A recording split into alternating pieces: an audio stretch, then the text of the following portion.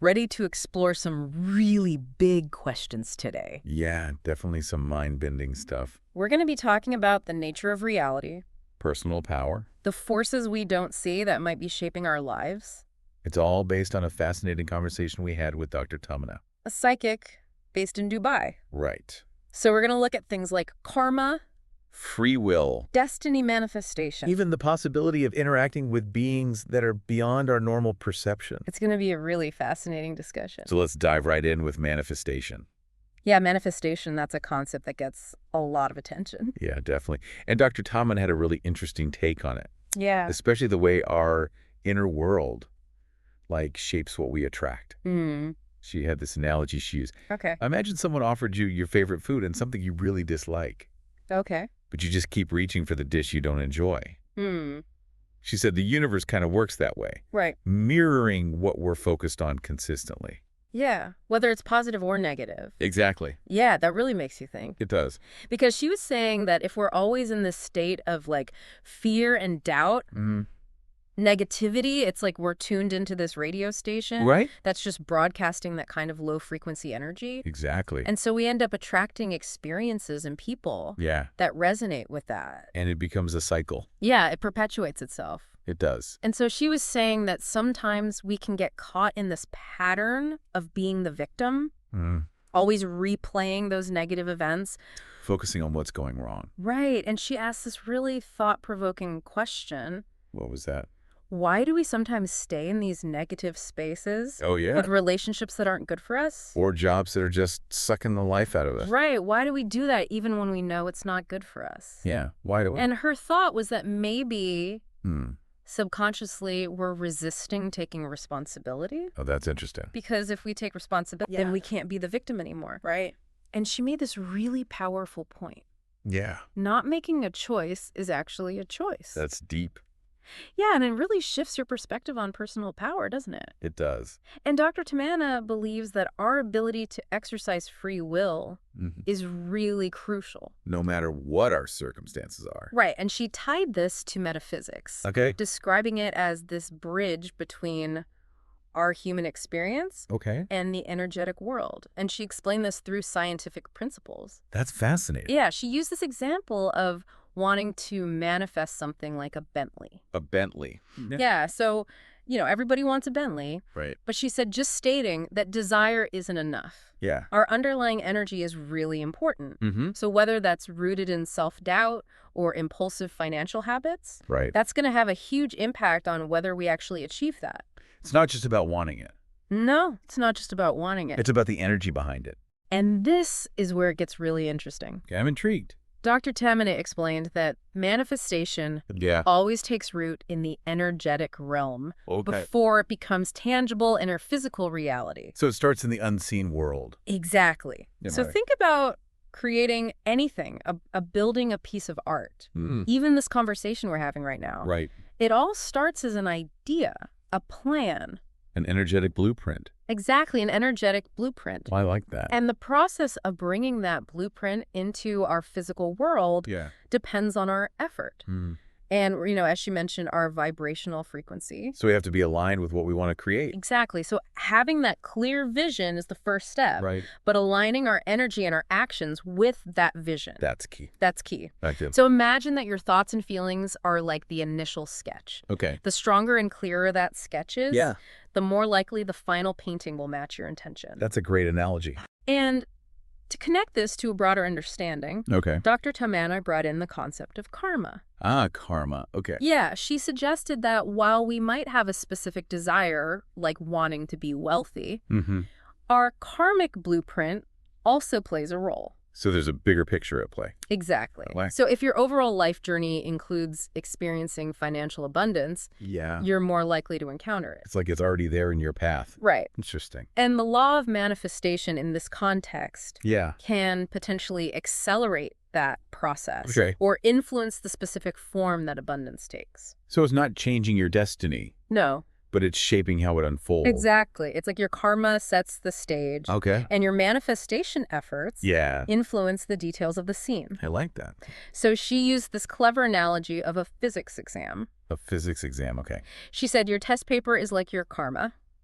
You don't get to choose the questions you're given. Right. However, your answers, the choices you make in responding to those questions, represent your free will. Got it. And your final grade. Yeah. Your overall destiny in that situation depends on the quality of those answers. So even if certain events or challenges are meant to be there, Exactly. we can influence how we experience them. Yes, and that really highlights that destiny isn't set in stone.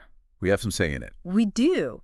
Dr. Tamanna emphasized that we can actually amplify or lessen certain aspects of our destiny through our conscious choices and by raising our vibrational frequency. And how do we do that?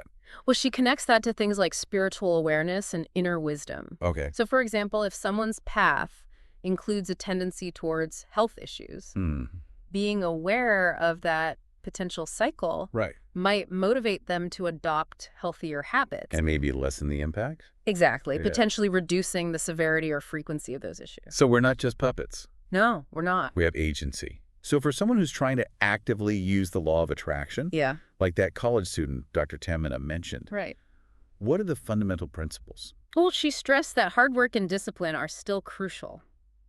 So it's not just about wishing and hoping. No, it's not. Okay. Having a clear vision is important, but it needs to be accompanied by taking practical steps in that direction. So action is key. Action is key, and being open to recognizing opportunities as they present themselves. Because they might not always look like what we expect. Exactly. It's about actively participating in the process and being receptive. I see. Even if an opportunity looks different from what you initially expected. That's a good point. Dr. Tamanna outlined several key elements for effective manifestation. Okay, I'm ready to take notes. Okay, first she said a core belief that you genuinely deserve what you desire. So believing in yourself. Believing in yourself. Okay, that makes sense. Second, the intention behind your desire is paramount. Intention? Okay. If it's driven by ego or a need to impress others, it's less likely to manifest in a positive way. So it needs to come from the right place. Exactly. Okay. Third, the concept of surrender is important. Surrender. Letting go of the need to constantly control the outcome and trusting the overall process. That can be hard. It can be very hard. But it's important. It is. Okay, what else? And a fourth key aspect she mentioned is the power of affirmations. Affirmations. And these aren't just superficial statements. Right. They are carefully constructed sentences that create a powerful intention or a high vibrational prayer. I see. So, for example, instead of simply stating, I want a house, a more effective affirmation would be asking the universe for the resources, the opportunity, the inner strength to achieve and maintain that dream. So it's about aligning yourself with the process. Exactly. Not just the outcome. The crucial difference is moving away from a sense of entitlement and towards a willingness to actively work for it. Put in the effort. And be open to the various ways it might come about. Gotcha. Dr. Tamanna also offered a cautionary note. Oh. Pointing out that sometimes we might actually get what we ask for, but then lack the capacity to sustain it. That's interesting. Whether that's financially, emotionally, or energetically. So we might not be ready for it. Right. Okay. This underscores the importance of asking not just for the desired outcome itself, but also for the wisdom. And resilience. Yeah. To maintain it long term. To handle it. Yes. So now let's shift gears a little bit. Okay. To another fascinating area Dr. Tamanna explored. Yeah. The possibility of encountering higher beings in our daily lives. Oh, wow. She suggested it's entirely possible that we interact with them without even consciously knowing it. And why do you think that is? Well, she suggested that maybe our scientific and logical frameworks tend to dismiss those kinds of experiences. We just kind of explain them away. Interesting. But what's really intriguing here Yeah. is how this challenges our conventional understanding of reality. Right. Dr. Tamanna encourages us to be more open to our own intuitive experiences and not just automatically dismiss them as our imagination. Or some kind of hallucination. Exactly. So how do we do that? How do we become more receptive? Well, she emphasized the role of faith Okay. in being able to recognize these potential encounters. So faith is key. It seems to be a big part of it. This leads to a really interesting discussion. What's that? About how different spiritual traditions understand these non-physical entities. Okay. So drawing on her knowledge of Islamic traditions, Dr. Tamanna brought up the concepts of jinns and feastas. Jinns and feastas, okay. She explained that jinns can be seen as similar to various types of entities. Okay. Some operating on lower frequencies and others on higher ones. Okay. And that feastas are akin to angels in Christianity. So different cultures have different names for these beings. Exactly. It's like different languages describing the same basic elements of the universe. I like that. It's fascinating how she draws these parallels across different belief systems. Yeah, it is. She also mentioned that just as energy can be used for positive purposes, Right. it can also be directed negatively. That makes sense. And this understanding exists within various occult practices, including the concept of working with the energy of jinns. Wow. When it comes to her own spiritual path. Dr. Tamanna emphasized the importance of cultivating a personal connection with a higher power. Regardless of what you call that higher power. Exactly. For her, it's about having a direct relationship with the spirit, which she believes is always inherently connected to the divine source. Okay. And this really resonates with the idea that spirituality is a deeply individual journey. Yeah, it's not one size fits all. No, it's not. Everyone has their own path. And Dr. Tamanna shared that while her own practices involve visualization and energy protection, she finds a sense of connection in simple everyday rituals. Like what? Like enjoying her morning coffee or tea, Oh, wow. rather than adhering to strict traditional forms of meditation. So finding the sacred in the ordinary. Exactly. That's beautiful. She also addressed the potential for what she called spiritual ego.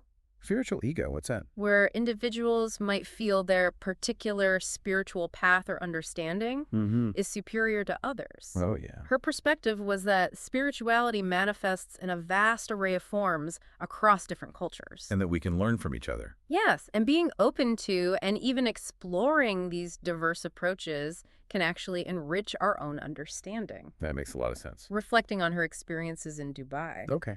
Dr. Tamanna observed how the city has evolved into this vibrant mix of cultures and spiritual beliefs. Yeah, it's a very diverse place. Fostering a greater sense of unity and less judgment. That's nice. She believes that the collective consciousness of a place can be significantly shaped by the dominant energies and mindsets of the people who live there. It's like a shared energetic atmosphere. Exactly. So the energy of a place can influence us. And we can influence the energy of a place. Interesting. Finally, Dr. Tamanna delved into the concept of star seeds. Star seeds. Yeah, it's an idea she first encountered in her childhood. Okay. And later explored in more depth with her spiritual teacher. And what are star seeds exactly? The core idea here is that some souls originate from different star systems. From other planets. Yeah. Wow. And that these souls can incarnate on Earth with specific purposes. So they're here on a mission. Often acting as volunteers. Volunteers. To help raise the overall consciousness of humanity. To help us evolve. Exactly. And this really broadens our perspective on the journey of the soul. It does. Suggesting that our origins might extend far beyond our planet. That's mind-blowing. Dr. Tamanna clarified that a starseed is essentially a soul from a particular star system that has taken on a human form on Earth, possibly for one or multiple lifetimes. So they're wearing a human suit. Right.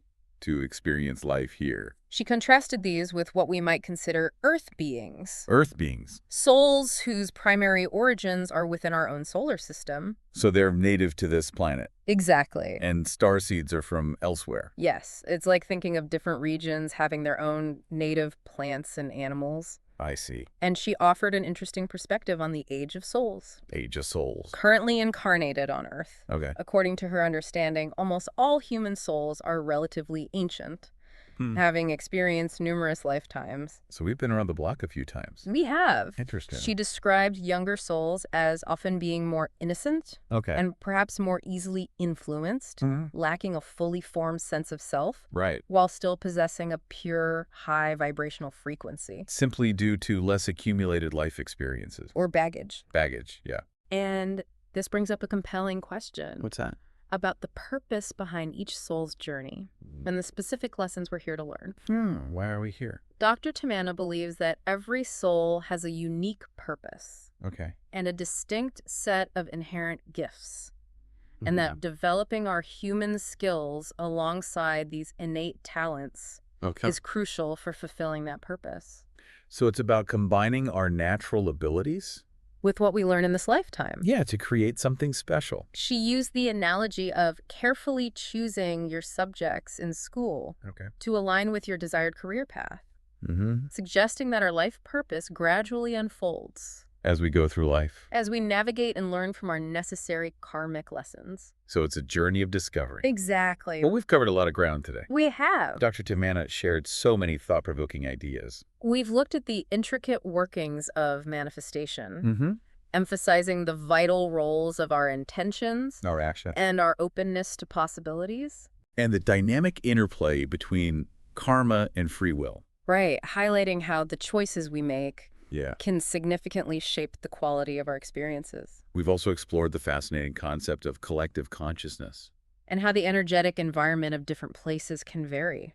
And Dr. Tamanna offered some really valuable insights into the Islamic understanding of jinns and feasts, drawing those intriguing parallels with the concepts of entities and angels in other spiritual traditions. And the understanding that energy can be channeled for both positive and negative outcomes. We've contemplated the possibility of encountering beings on a higher plane of consciousness. And the profound idea that our souls might have different levels of experience. And even different origins. Perhaps extending far beyond our own solar system. These are all big concepts that really make us think about the deeper nature of our existence. And the many unseen forces that might be influencing our lives. Yeah, it's been a truly mind-expanding conversation. It has. Thank you for listening. And see you soon with another one.